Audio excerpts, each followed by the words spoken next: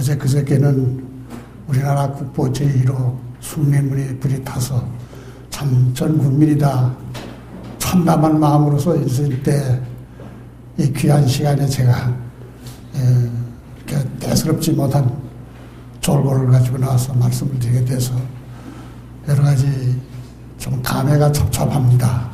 그러나 오늘 여러분께 말씀을 드리는 것도 우리 민족의 커다란 문화적이고 또 앞으로 꼭 이루어져야 될 조국 통일에 대한 기본을 마련한 5가지 공동성명서에 대해서 특히 이제 주로 말씀을 드리게 돼서 뜻이 또한 참 뜻 크다고 생각이 돼서 영광으로 생각합니다. 근래에 여러분 다 아시겠습니다만은 영어 공부를 한다고들 많이 떠들고 있습니다. 우리나라 글도 많이 배우지들 못하고서 외국 말을 고등학교에서 여러 가지 학문을 영어로 가르친다고 하는데 물론 선진 국가로 진입하는 데서는 영어가 필요하겠습니다만은 그래도 우리나라 한글이라든가 이걸 더 좀 더 배우는데 강조를 힘을 둬야 되지 않느냐는 생각이 들어서 저로서는 좀 못마땅하게 생각합니다. 아까 바깥에서 이태규 원장님하고도 말씀을 했습니다만은 제가 작년 정월 초하루 날은 여주의 영릉을 가서 보고 세종대왕의 위대한 성을 새삼 깨닫고 또 금년 정월에는 또 이상하게 실이 수원의 화성에 가서 정조대왕의 위족을 또 한참 공부를 하고 왔어서 사실은 제가 밤 9시 뉴스를 보고 곧 잠을 잡니다. 그래서 9시 반부터 방영되는 드라마는 지금까지 하나도 본 적이 없어요. 그건 4, 5년 동안 본 적이 없는데 요 근래 제가 그 영릉에 갔다 오고 또 수원 화성에 갔다 와가지고 독립기념관에 가서 학생들한테 교사들한테 그 영조에 대한 얘기하고 또 세종대왕에 대한 얘기를 하게 됐어요. 저는 작년 정월 초하루날하고 금년 정월 초하루날 두 곳에 갔다 왔기 때문에 얘기를 하고 왔더니만은 그 밤에 두 분의 드라마가 방영된 데를 그때 알았습니다. 그러니까 요 근래는 가끔 보고 있어요. 우리가 사실 가리워져 있는 문화재가 많습니다. 물론 제1호 거기에 필적한 문화재는 없겠습니다만은 제가 오늘 아침에 새삼 느낀 것은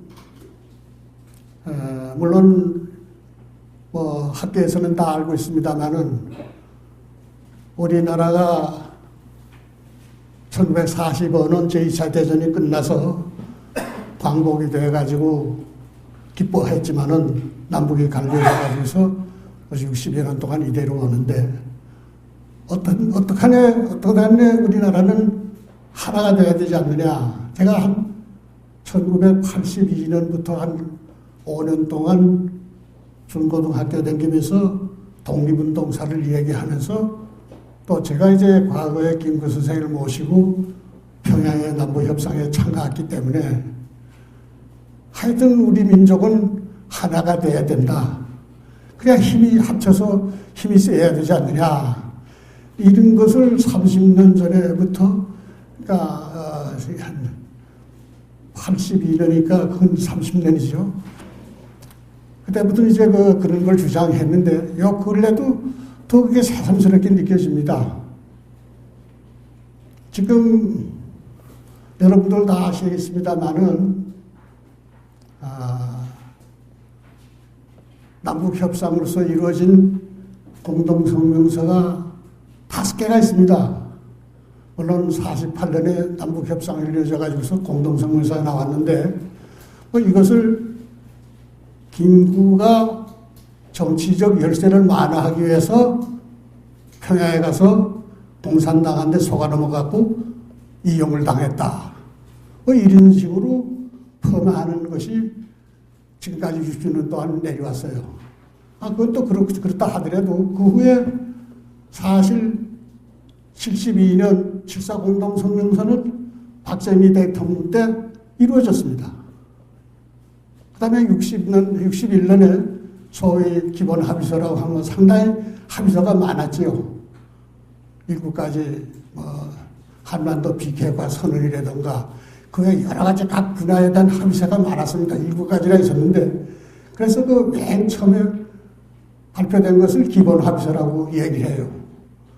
그것도 역시 노태우 대통령 때 이루어졌고, 아시다시피 2000년에 6.15 공동선언서는 국민정부에서 이루어졌고, 또 2007년 노무현 정부 때 제2차 정상회담으로서 공동선언이 이루어졌습니다. 이렇게 5가지가 이루어졌는데, 요 근래에도 역시 제2차 공동선언도 순환을 당한 것 같아요. 뭐 때문에 그걸 했느냐, 그 쓸데없는 그 선언 뭐 때문에 했느냐, 이렇게 주장하는 사람도 있고 하는데, 나는 이것을 볼 때 역시 이런 귀중한 문화재, 우리의 남북 통일에 이정이 될 만한 이 5가지 문서가 다 이렇게 홀대를 당하고 있지 않느냐. 오늘 신문 보니까 남대문 소실당한 것은 홀대를 당했다는 그런 표시를 한 것 같아요. 그래서 우리가 업보를 당하고 있다. 이렇게 타이틀을 봤는데, 과연 우리의 이 귀중한 남북의 공동성명서도 그와 같이 대접을 받고 있지 않느냐, 홀대를 받고 있지 않느냐, 이런 생각이 들어서 서두에 말씀을 드렸습니다. 시간을 좀 절약하고 간단히 말씀을 드리기 위해서 제가 여러분한테 나눠드리는 절거를 읽어가면서 간단히 그때 말씀을 드리겠습니다. 제가 이 머릿말에 제가 좀 생각나는 대로 근래에 썼습니다만은, 근래 우리 민족 근현대사에 대한 논의가 분분한 것을 보았습니다. 민족사관과 식민사관의 논쟁으로부터 우익과 좌익의 분열이 보수와 진보의 갈등으로 변화되어 정권 교체를 전후하여 역사관의 논쟁이 더욱 심화된 현상을 보았습니다.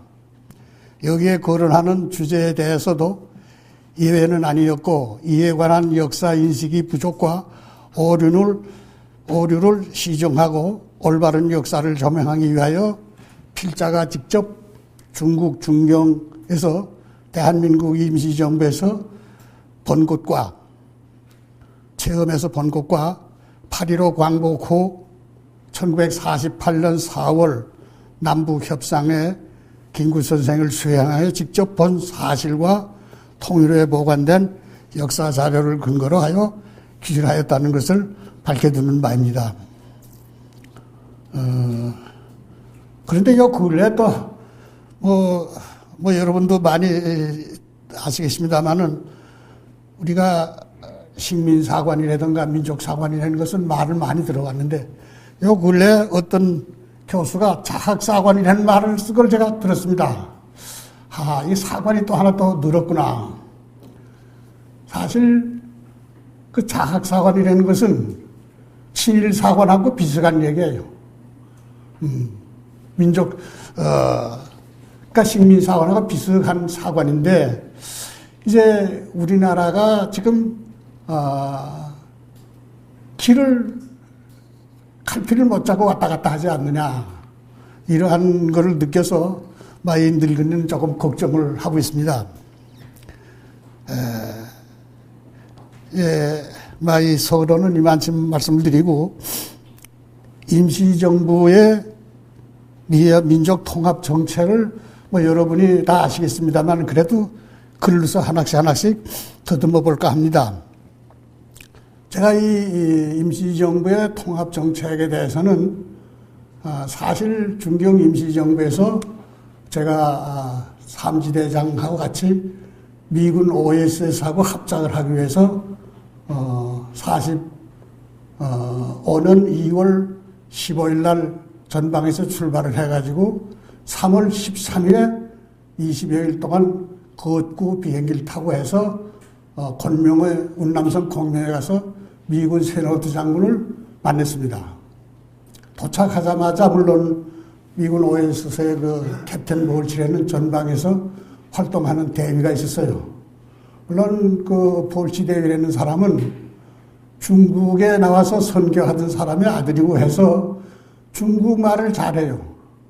그때 전쟁 때 그 중국에 나와서 그런 전방에서 OSS 대원으로서 활동하는 사람들은 대개 다 중국말을 알고 중국에서 이제 대학교 교수를 했다던가 전쟁 전에 또는 전쟁 전에 부모들의 그 선교사에 자제되던가 이런 사람들이 많이 권명 OSS의 그 건부에는 있었습니다. 물론 특수한 기술을 가진 사람을 예외하고서 일반 그 문관 대원들은 OSS는 부대가 역시 그 정기군이 부대가 아니고 각 학자들이 모여서 전쟁을 지원하는 부대로서 이제 창립이 되기 때문에 OSS 부대는 그 사령관도 도노반 사령이라고 그 양반이 정기 군인이 아닙니다. 물론 별을 달았고 사령관을 했습니다만 역시 학자예요.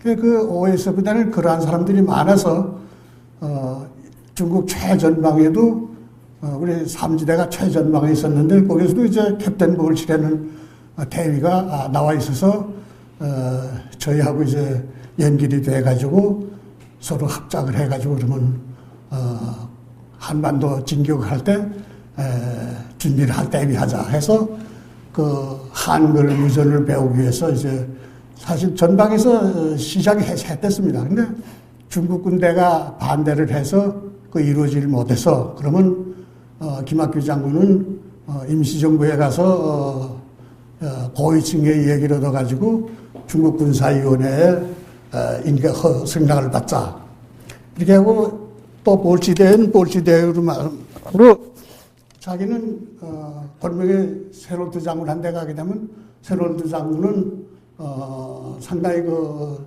중국 정부에 영향을 끼치는 사람이니까 거기 가서 얘기를 하자. 그래서 권명에 도착하자마자 그 이튿날 아침에 세롤드 장군을 만났습니다. 세롤드 장군이 회의 승낙을 해가지고 거기서 이제 3일 동안 회의가 끝나가지고 김학규 장군하고 저하고는 중경으로 갔어요.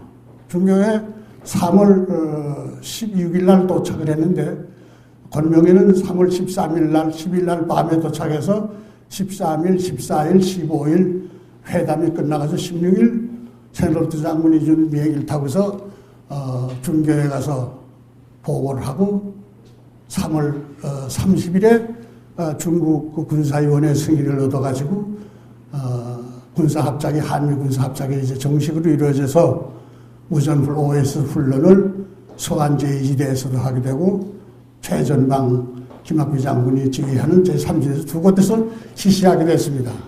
그래가지고 중경에 4월 16일 날 이제 김학규 장군은 떠나시고 또 이범석 장군은 4월 5일 날 와가지고 서안에서 하자 이렇게 돼가지고 저는 25일 날 이제 중경을 떠났는데 4월 6일 날 김구전생으로부터 김구주석께부터 부름을 받았어요.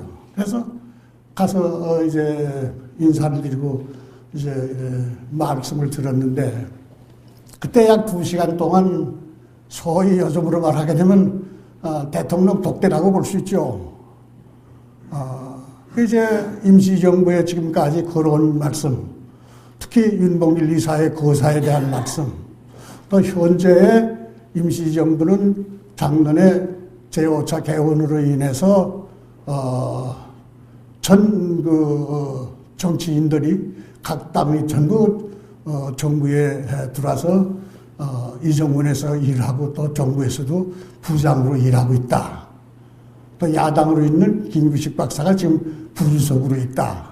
그러니까 통일에 대한 말씀을 하고 심지어 연안에 독립동맹에도 장문상 선생을 보내서 지시를 확대하고 이렇게 있는데 제일 지금 못하고 있는 것은 국내 여러 청년들이 많이 지금 중경에 와서 국내에서는 중경 임시정부를 찾아오는데 임시정부에서 국내에 들어가서 지금 이러한 상황을 임시정부가 이렇게 통합이 돼서 집결이 돼가지고 독립운동을 전개하고 있고 또 광복군이 지금 미군하고 합작이 돼서 조만간 한반도에 진격을 할 테니 이러한 사실을 국내 애국 지도자들한테 얘기를 해가지고 연결을 짓도록 해라.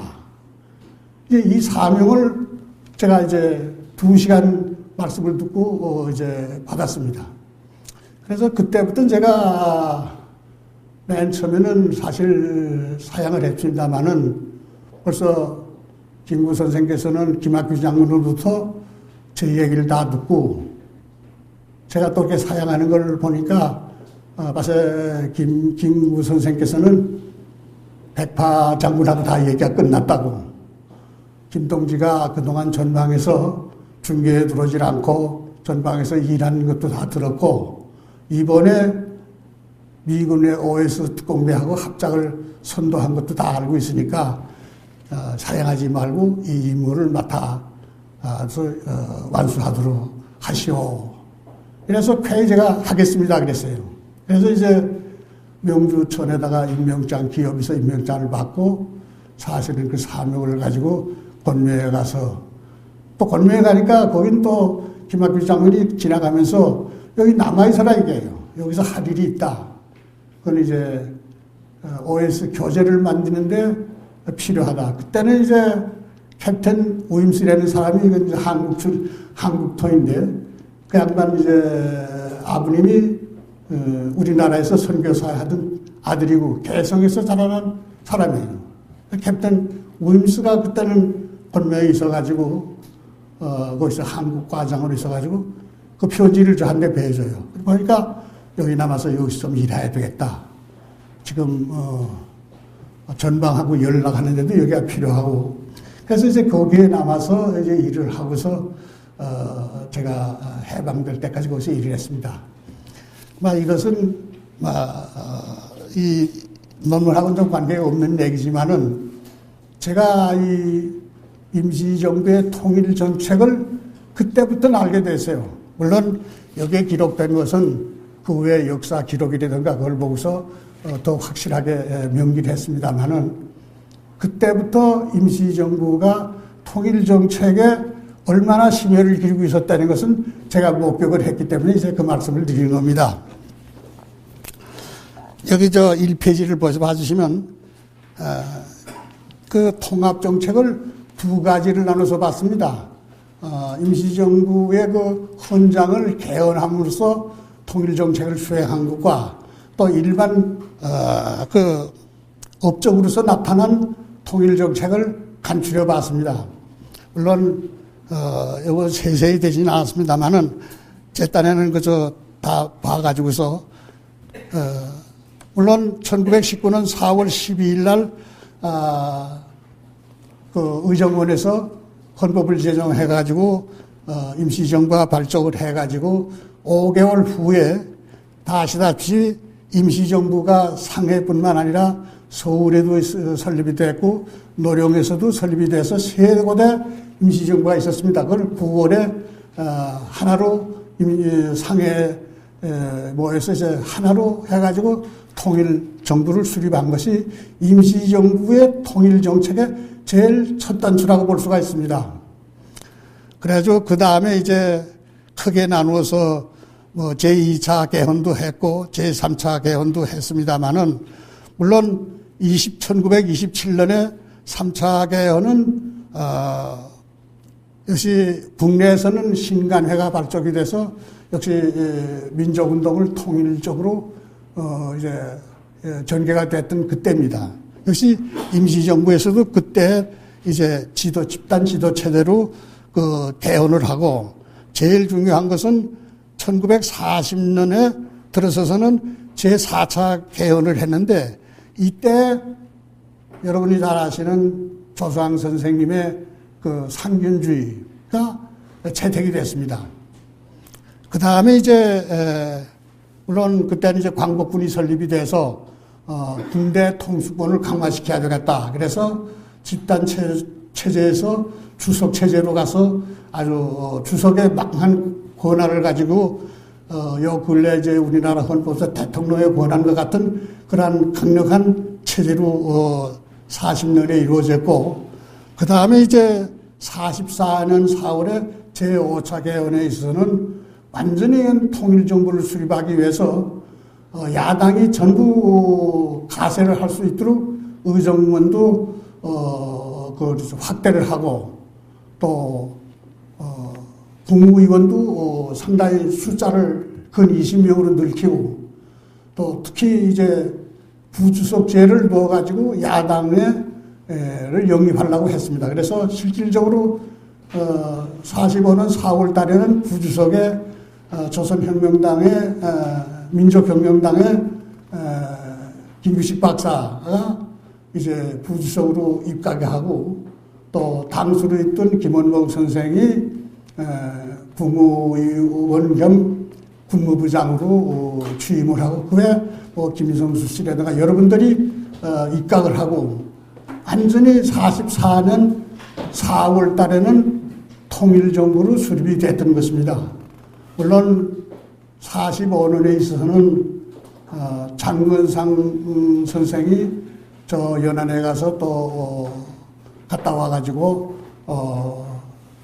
연안에서 그 독립동맹이 임시정부를 봉대하는 그러한 선언까지 하게 됐고, 그러니까 임시정부가 8.15 광복때는 완전한 통일정부로서 국내에 환국했던 것을 우리가 알 수 있습니다. 근데 그 아래 이제 지금까지는 헌법상으로 통합정책을 봤습니다만 업적상으로 볼 때는 여기 지금 27년 아까 말씀에 39년이면 1937년 7월 7일에 중일전쟁이 발발돼 가지고 그 후에 이제 의열단 계열에서는 의용대를 창설해서 중국군에 가담을 해서 항일 전쟁을 먼저 시작이 됐습니다.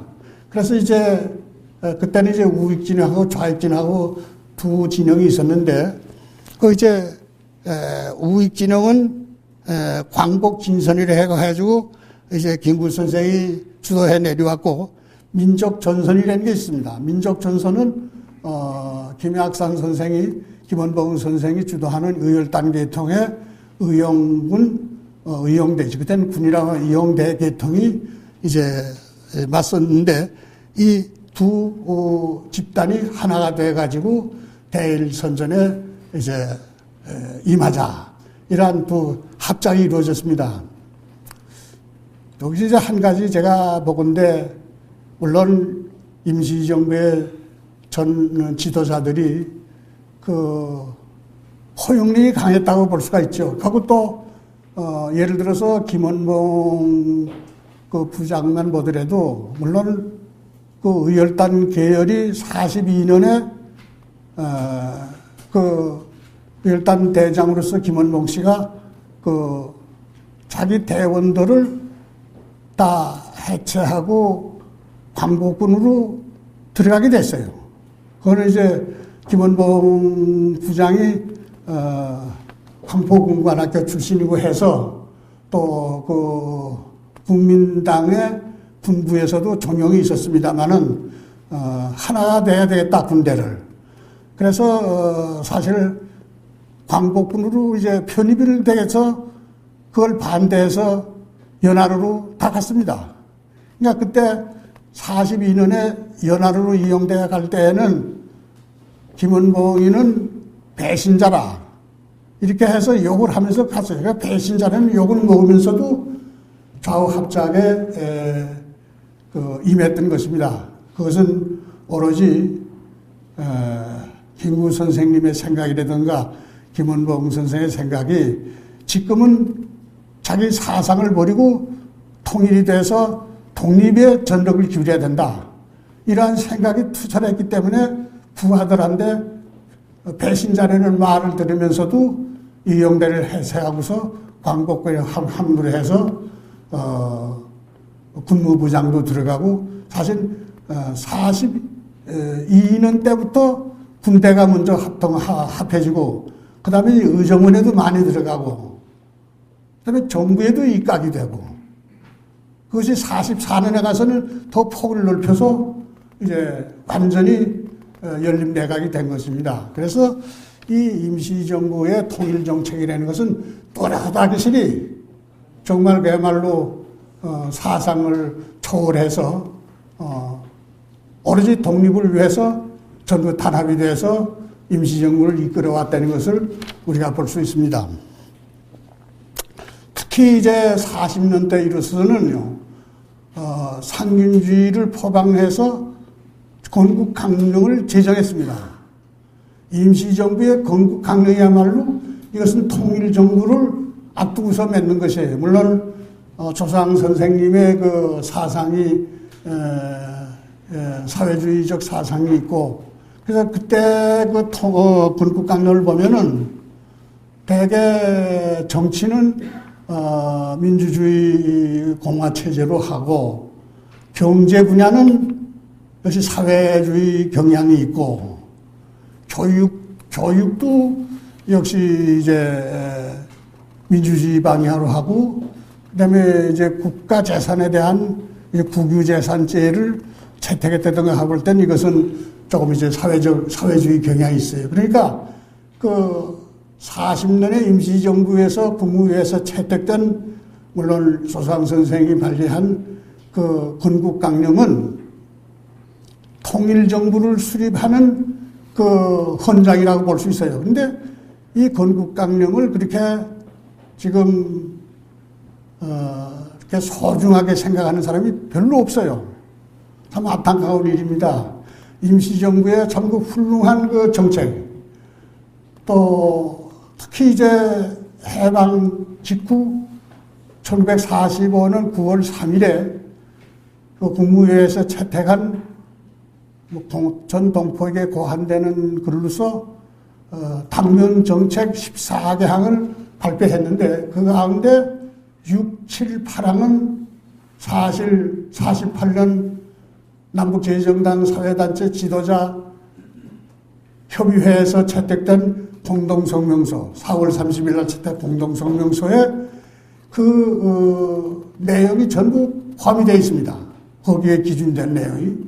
그러니까 48년의 남북 공동성명서 이것은 상당히 그 임시정부의 정책에 반영됐다고 볼 수가 있어요. 근데 그건 이제 앞으로 다시 말씀을 드리겠습니다만은 이게 임시정부의 그 조상 선생님이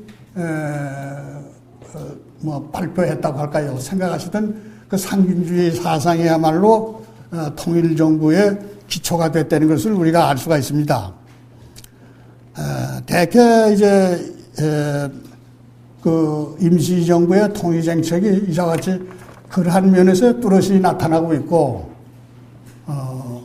그 후에 이제 해방이 돼서 광복 이후에 국내에 이제 환국이 되는데, 우리가 뭐 여러분들이 다 아시겠습니다만은, 임시정부가 환국할 때 11월 5일 날 상해에 도착이 됐습니다. 제가 OS에서 쭉 해방을 맞고 상해에 나온 것이 제가 제일 먼저 나왔어요. 9월 달에 나왔습니다.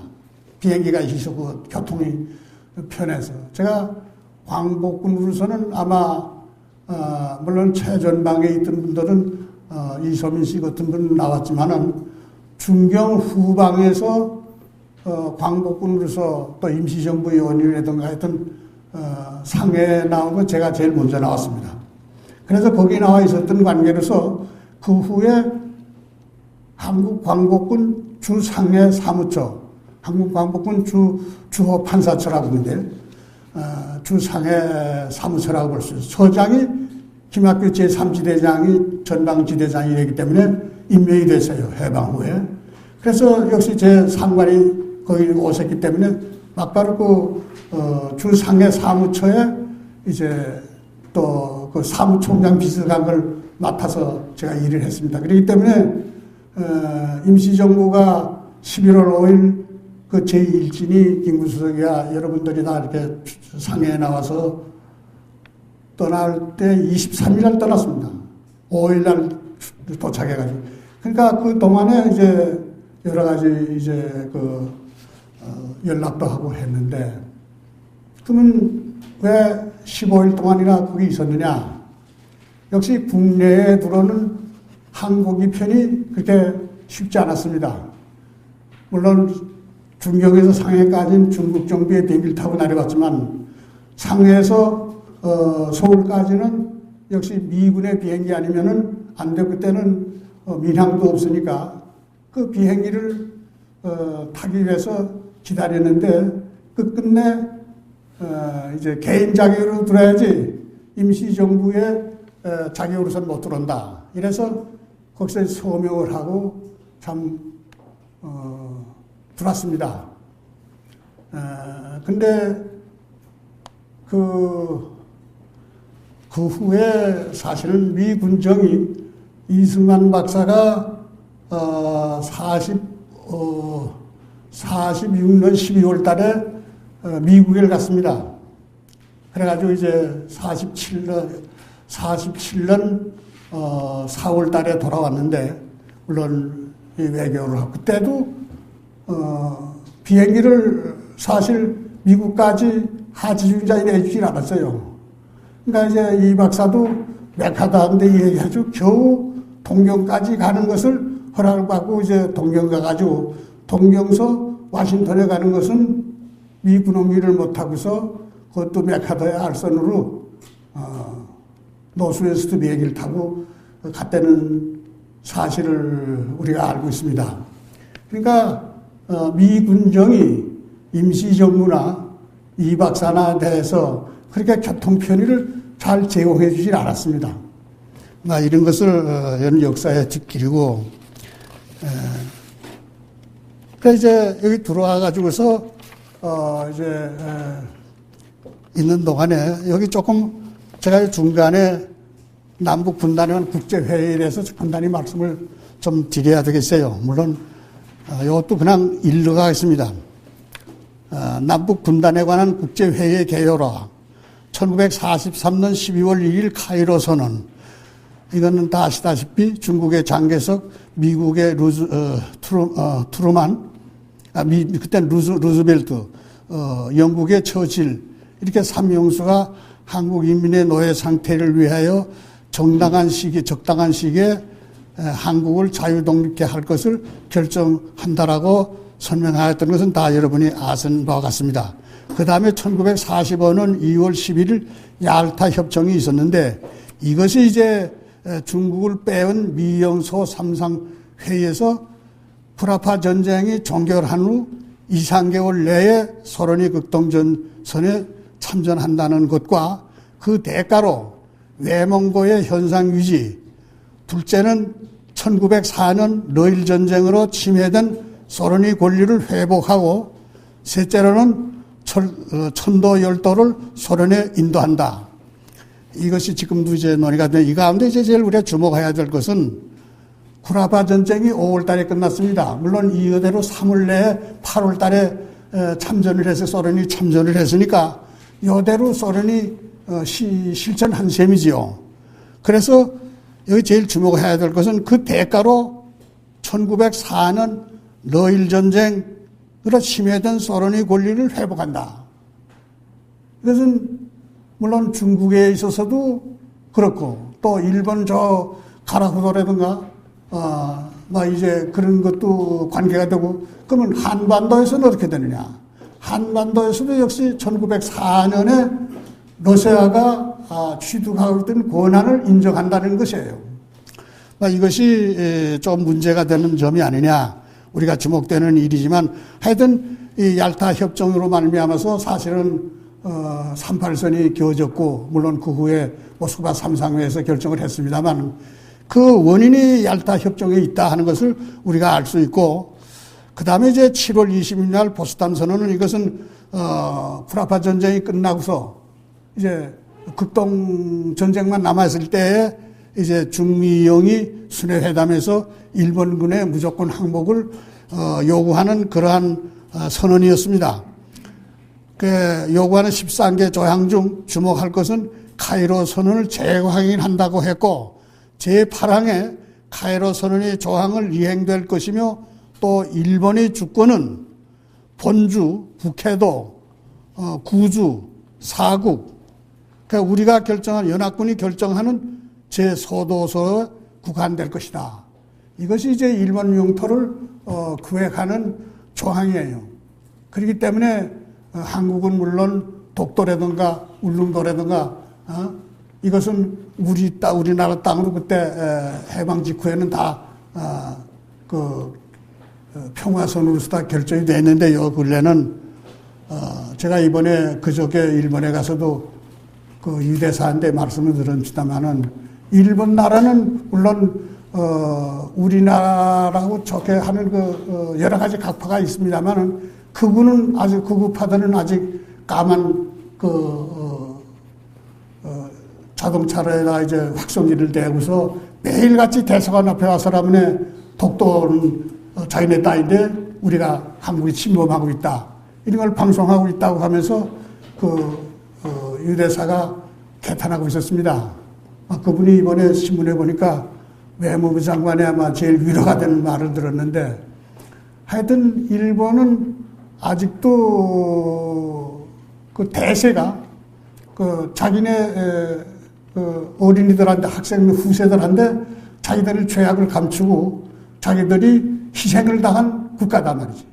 원자폭탄을 미군이 던져서 희생을 당한 전쟁이었다, 이렇게 가르쳐주는 모양이에요.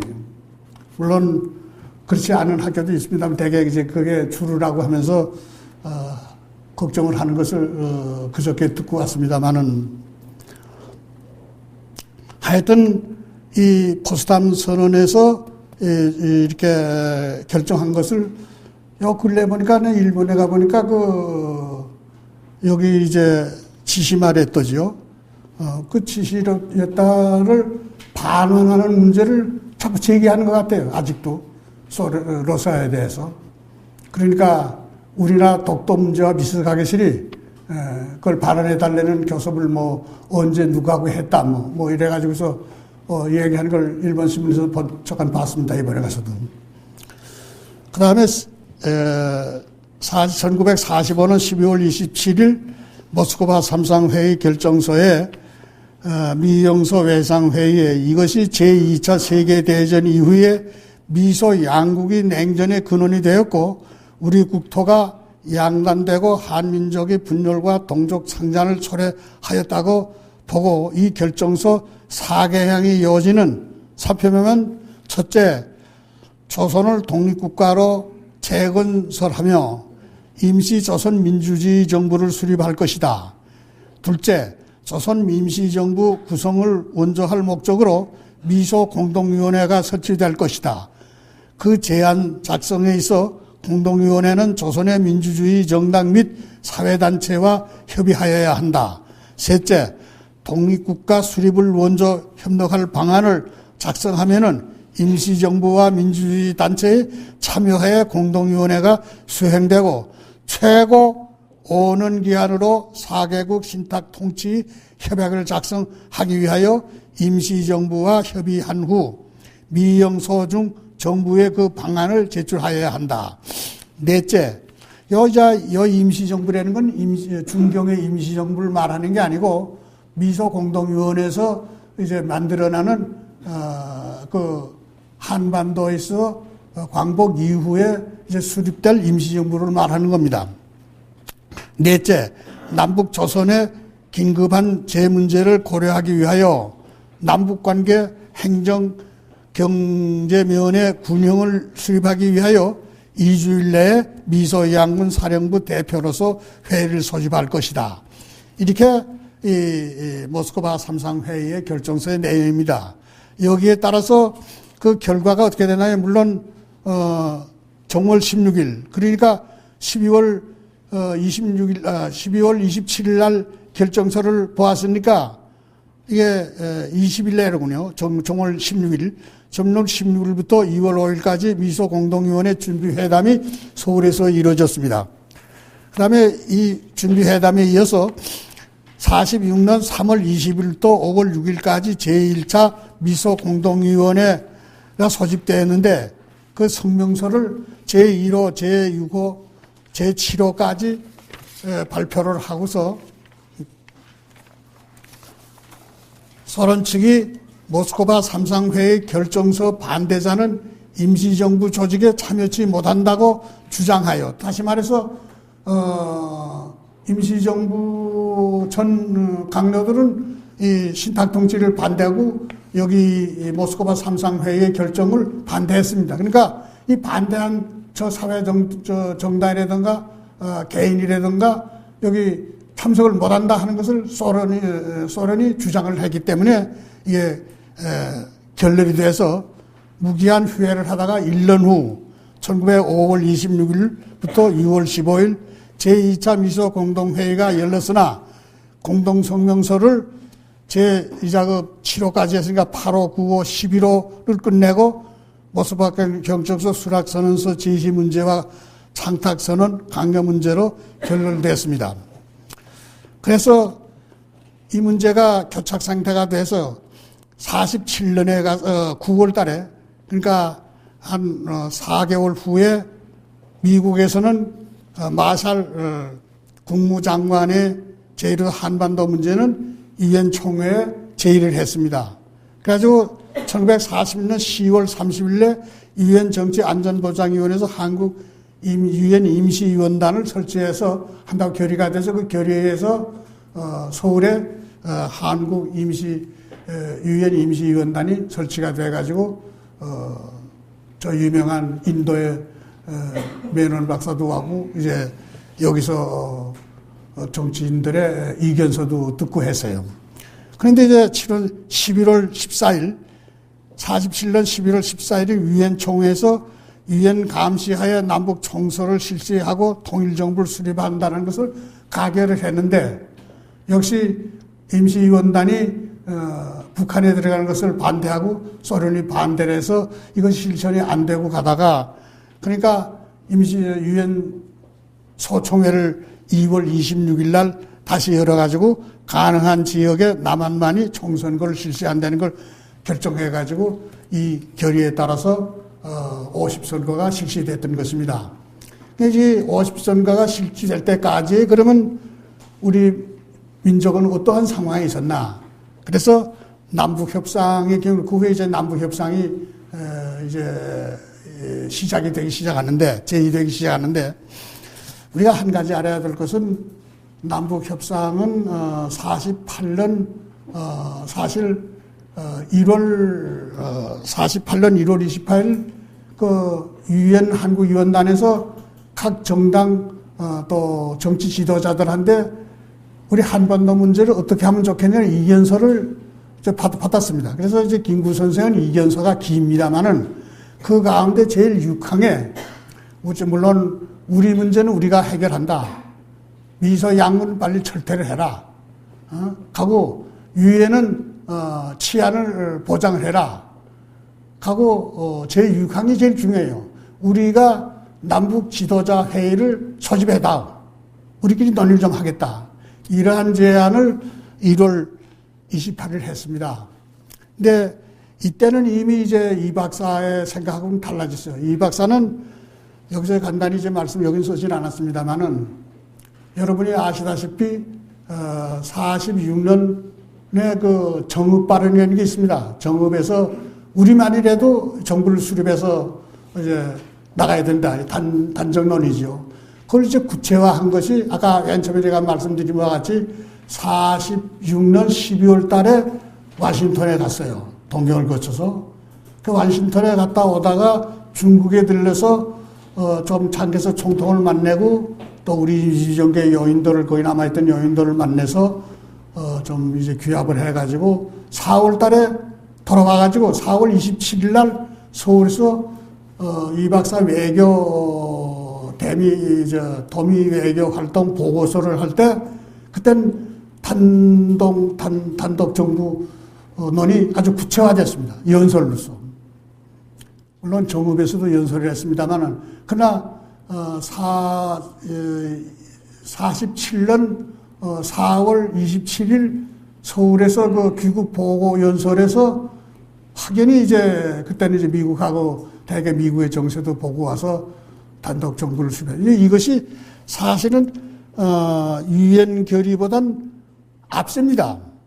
아까 유엔의 결의가 총회에서 남북 총선거가 실시된다는 것은 11월 14일 날 결의가 됐고 그 가능한 지역에서 단독 정부를 수립하는데 다시 변경된 것은 48년 2월 26일이에요.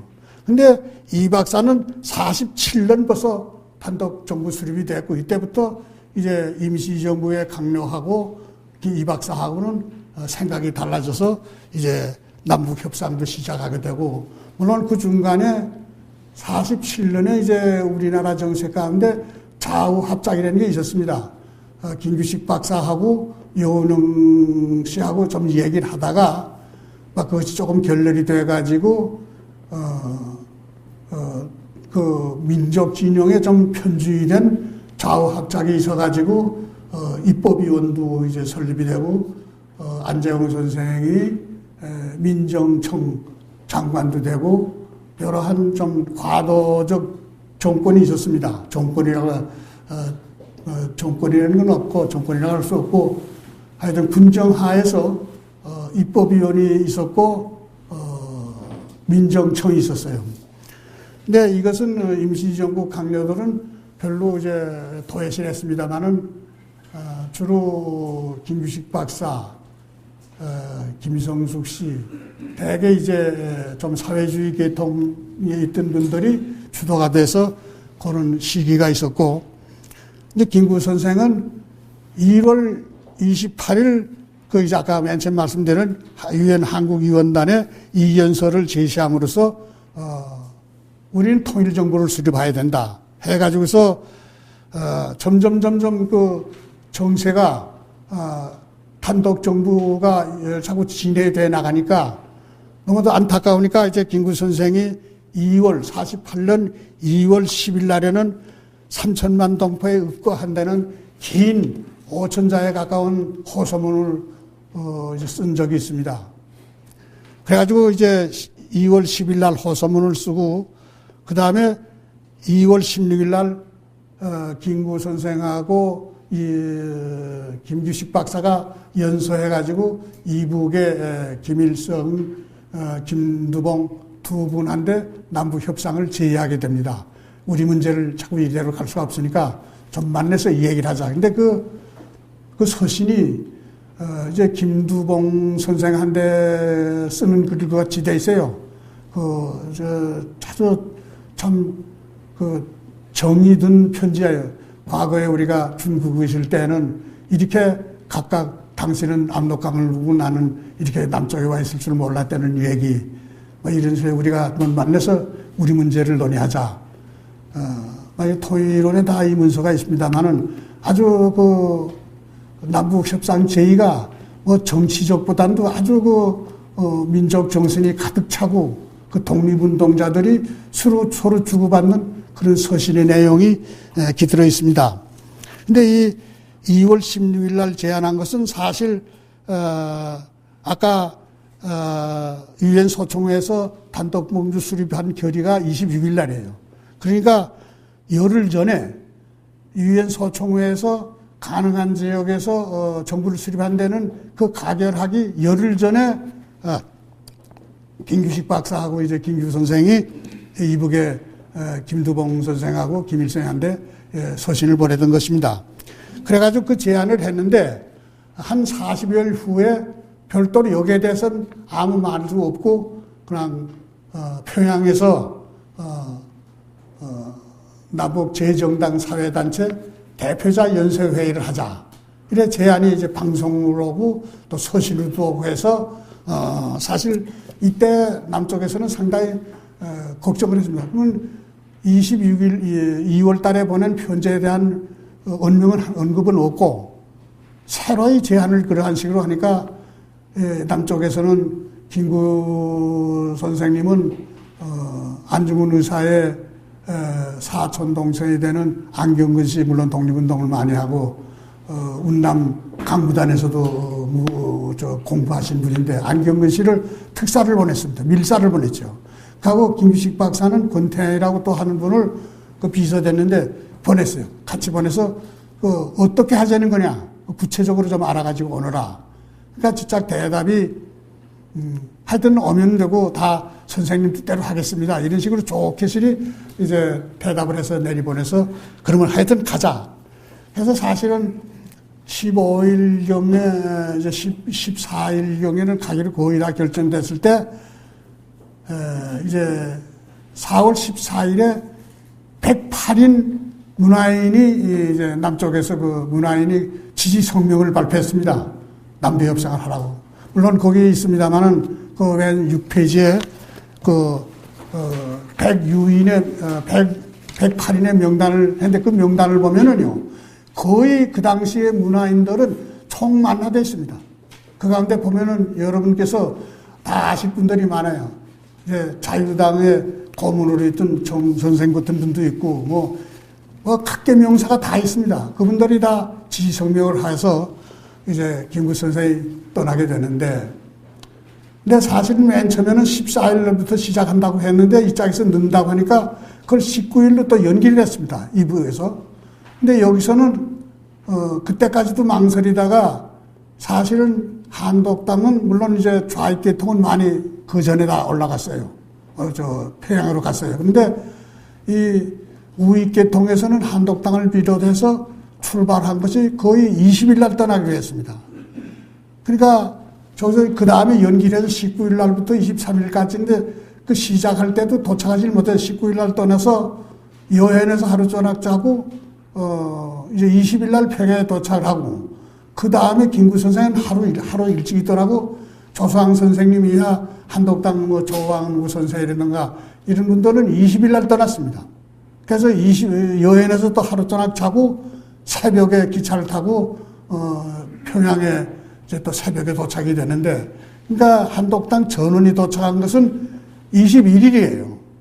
근데 회의는 19일부터 시작해가지고 30일 날 끝났는데 21일에 도착이 돼서 한독당에서는 이 회의에 참석을 해야 되느냐. 그 준비를 보니까 너무 또 일방적이고 여러 가지 준비된 문서를 보게 되면은 저기 다 일반적이 돼서 여기 참석해서는 안 되겠다 해서 조수왕 선생님이야 그 한독당 간부들은 반대했어요. 그런데 이제 김구 선생께서는 그래 반대하면 그 다음에 어떻게 되느냐?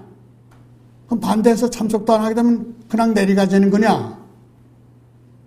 그래서 우리가 한번 나가서 인사라도 하고 해야 다음에 무슨 얘기도 할 수 있는 것이지 그냥 여기서 보이콧만 하고 있으면 그냥 내려갈 수밖에 없지 않느냐? 그래서 이제 김구 선생이 나가서 23일 날 맨 마지막 나가서 회의가 전부 다 끝날 때 가서 인사 축사를 했어요. 그 축사에 아주 중요한 여기도 써 있습니다만은 그 축사가 아주 중요한 축사입니다.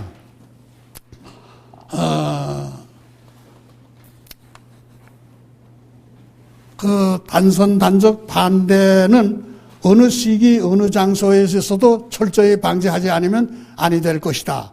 이렇게 강조를 했어요. 물론 제가 여기 가져온 것은 다 원문이 있습니다만은 너무 길어서 말씀을 드리지 않고 여기서 요약해서만 말씀을 드립니다. 하여튼 제일 요점은 우리가 지금 단독 정부를 해서 남북이 분단이 돼서는 안 된다. 우리가 어떻게 하지 해서 서로 우리끼리 논의를 해가지고 이 문제를 해결해야 된다. 그러니까 단선은 반대한다. 그러나 이 단선 반대는 오늘 여기서만 할 게 아니라 어느 시기, 어느 지역에서도, 다시 말해서 북에서도 이걸 해서는 안 된다 하는 것을 축사를 하면서 강력히 못을 박아 놨습니다. 그 다음에 이제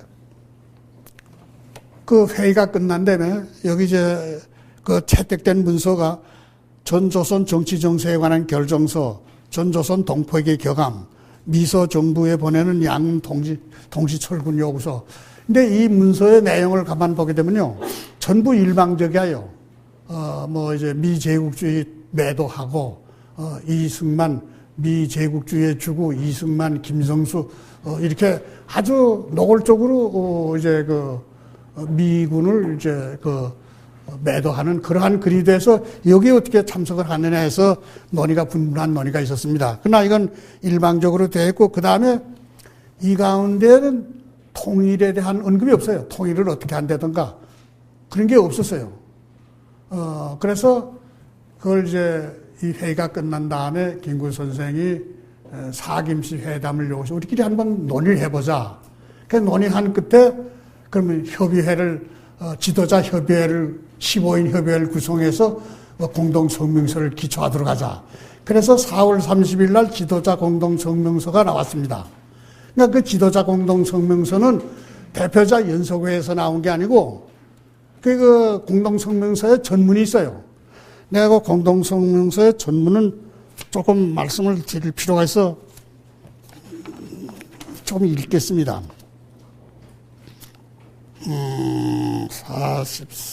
40년, 30. 요 이제 남조선 제정당 사회단체 지도자 공동성명서 1948년 4월 30일 한 건데, 이제 사실은 여기 여러분이 가지고 있는 글, 한번 맨 밑에 7페이지를 보세요. 남북 공동성명서 비교 분석편인데 제일 첫째 4.30 공동성명서의 이 내용에 제1항은 외국 군대 철퇴, 자주적 해결을 한다는 걸 썼고, 2항은 내전은 불발하지 않는다. 그 질서 확립은 여기에 서명한 정당 사회단체 대표들이 보장한다. 그 다음에 제3항이 구체적으로 통일정부 수립 방향과 절차와 민주주의 방식에 명시되어 있습니다. 그래서 내가 그 다음에 제4항은 단정을 반대하고 그것을 승인도 하지 않고 또 지지도 하지 않겠다. 그러니까 단정으로서 수립되는 정부는 그 결과라는 건 정부죠. 정부를 지지도 하지 승인도 하지 않고 지지도 안 하겠다. 이건데 이제 여기서 내가 전문하고 제3항 통일정부 수립 방향에 대해서만 좀 원문을 낭독하겠어요. 남조선 단독 선거를 반대하는 조선정당 사회단체 대표자 연석회의를 뒤이어 평양시에서는 4월 30일에 남북조선 제정당 사회단체 지도자들이 협의가 진행되었다. 이 협의회에서는 전 조선정당 사회단체 대표자 연석회의에 남조선 단독 선거를 파탄시키는 문제와 함께 채택된 양국 군대 채택 철회 문제와 그 철퇴 실시 후 당면하는 제 문제에 대하여 토의하였다. 이 협의회에서는 상존된 제 문제를 충분히 토의한 결과 지도자 사이에 다음과 같은 제 문제에 대하여 협의가 성립되었다. 이 공동성명의 전문에는 이게 있고, 그 다음에 1항, 2항, 3항인데, 이 3항을 제가 또 원문을 읽어드리겠습니다. 3. 외국 군대가 철거한 이후 하기 제정당들은 공동명의로서 전조선 정치회의를 소집하여 조선 인민의 각계각층을 대표하는 민주주의 임시정부가 즉시 수립될 것이며 국가의 일체 정권과 정치, 경제, 문화 생활에 일체 책임을 지게 될 것이다. 이 정부는 그 첫 과업으로서 일반적, 직접적, 평등적 비밀 투표에 의하여 통일적 조선 입법기관 선거를 실시할 것이며 선거된 입법기관은 조선 헌법을 제정하여 통일적 민주정부를 수립할 것이다. 아주 명백하게 해놨습니다.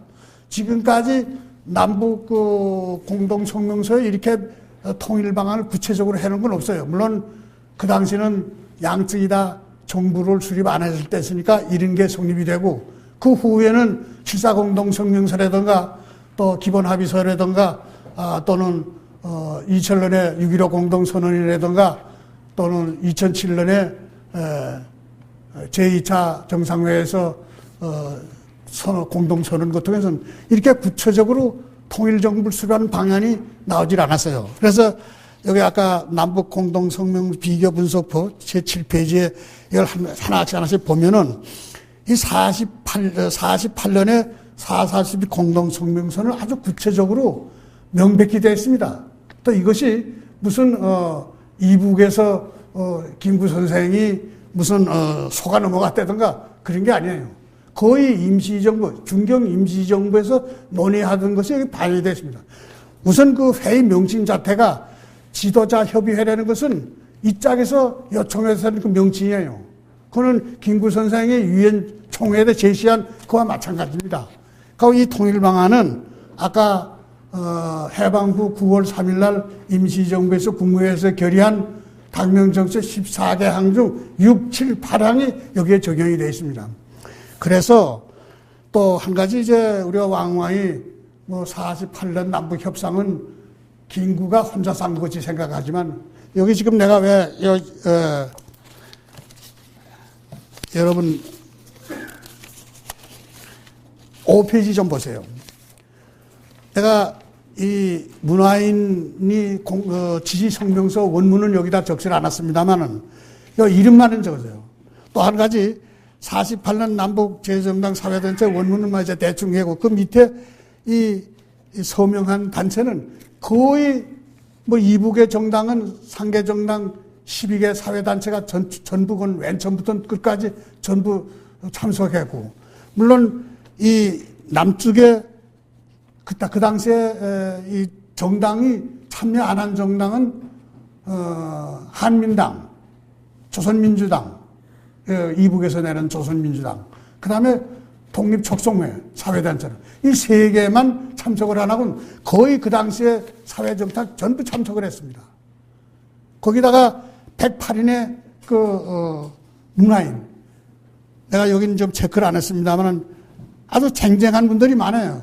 자유당 때 고문한 정의라는 분도 여기에 지금 지시자고, 뭐 그 후에 정치 활동하는 분들이 많습니다. 정순택 씨, 뭐 학계에도 많은 분들이 많아요. 여러분들이 참석을 하게 되면은 48년에 남북 공동성명서나 48년에 남북 협상은 그렇게 시시하게 된 게 아니다 이게요. 김구가 혼자 한 게 아니에요. 임시정부의 강력 가운데 3사람만 안 갔습니다. 강력가 20명인데 거의 다 갔어요. 임시정부는 임시정부, 국내 정당들도 거의 다 갔습니다. 이것을 무슨 김구가 자기 정치에 정치적 열쇠를 만회하기 위해서 갔다.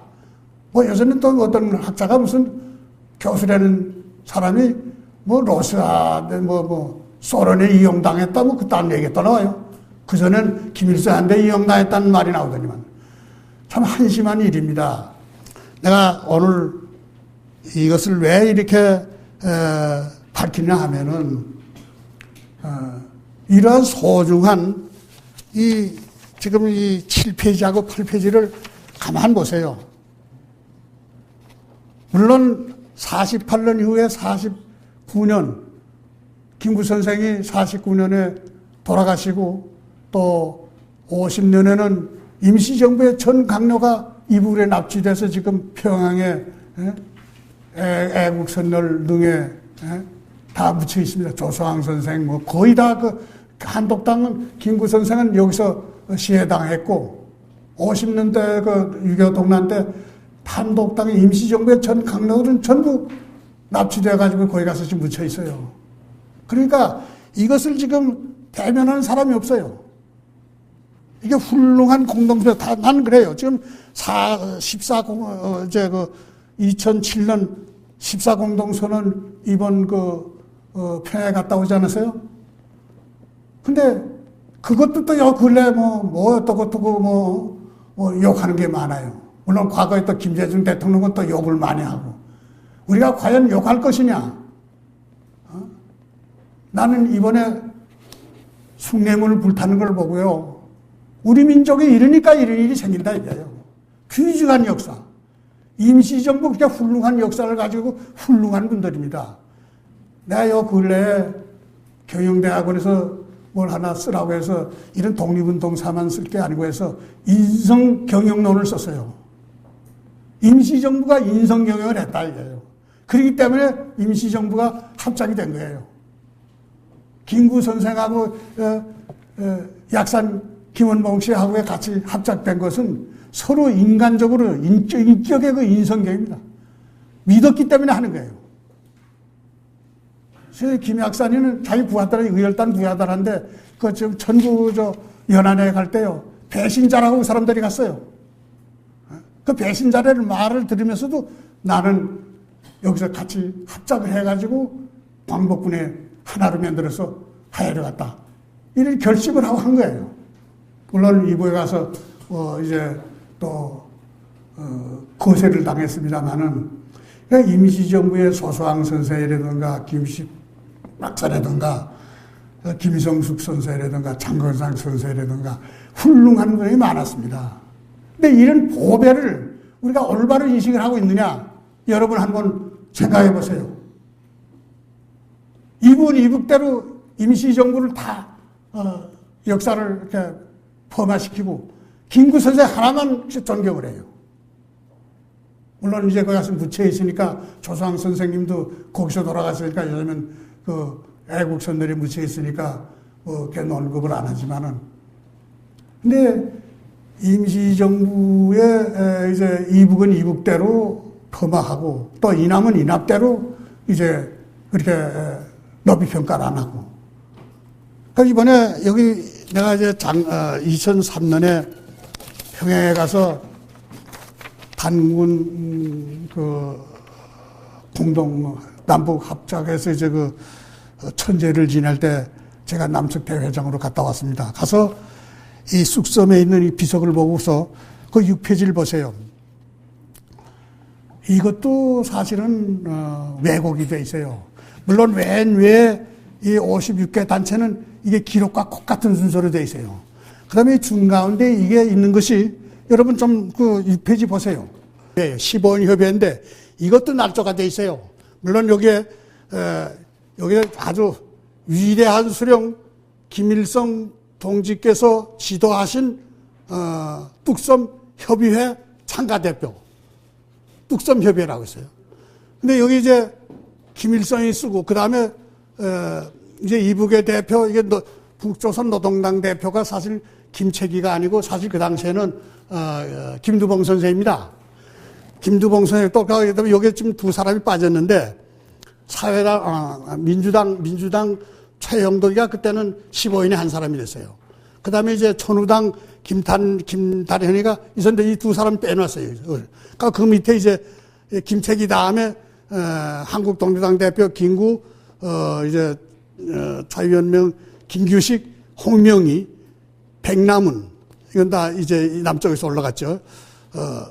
조소왕 엄항섭 조한구 최동호 최동호는 사실은 이것도 바꿔치기를 했어요. 사실 윤기섭진데 우리 여기 지금 토의로 내는 문서에는 15인 협의회가 최동호가 아니고 윤기섭 씨입니다. 여기다 최동호를 또 최덕신 씨 부친이니까 바꿨고 그 다음에 김중황 이건 김일성의 비서예요. 난 이 사람하고 그때 사김씨 회담할 때 이 사람하고 같이 맥주를 먹은 사람입니다. 와시다 대학 나온 사람인데 그 다음에 정진혁 이거는 남측에서 간 기자 대표예요. 근데 이게 12명이에요. 이게 있고 이 밑에는 또 이제 자기들이 이렇게 해야 되는 참여. 이것이 제가 2004년 4월에 발표한 논문 1948년 남북 협상에 대한 역사 인식의 부족과 외교이라는 논문을 좀 길게 써서 내가 독립기념관에서 발표한 적이 있습니다. 그 결론을 하나 말씀을 드리죠. 임시정부의 통합정책 구현이 광복 후 국내에서도 끊임없이 조국의 평화적 통일운동으로 이어진 사실을 우리가 알 수 있습니다. 임시정부 주석이야 전 강로 대부분이 앞장서서 모든 국내 각 정당 사회단체 대표들과 함께 1948년 4월 30일 남북공동성명서를 설립시켜 조국의 평화적 통일이 초석을 다져놓았다고 볼 수 있습니다. 그 후 72년 7.4 공동성명서로 이어져 1991년 12월 13일 남북 사이의 화해와 불가침 및 교류협력에 관한 합의서, 기본합의서를 거쳐 2000년 6.15 남북 공동선언으로 이어지고 2007년 10월 4일 제2차 정상회담에서 남북관계 발전과 평화 번영을 위한 선언으로 이어졌습니다. 이 위대한 역사적 민족의 통일 정신을 이어받아 남남의 갈등을 해소하고 나아가 7,500만 우리 결의의 영향을 직결하여 동북아에서 자유와 독립과 번영을 누릴 수 있는 튼튼한 하나의 조국을 형성하기 위하여 우리는 다 함께 대오각성 노력하여야겠습니다. 이 자랑스러운 조국의 통일의 이정표를 다음 비교표로 제시한 귀중한 역사적 유물을 온 국민이 존중하여 길이 보존하기를 바라는 마음 간절합니다. 이상 이것으로 제 말씀을 끝맺겠습니다. 대단히 감사합니다.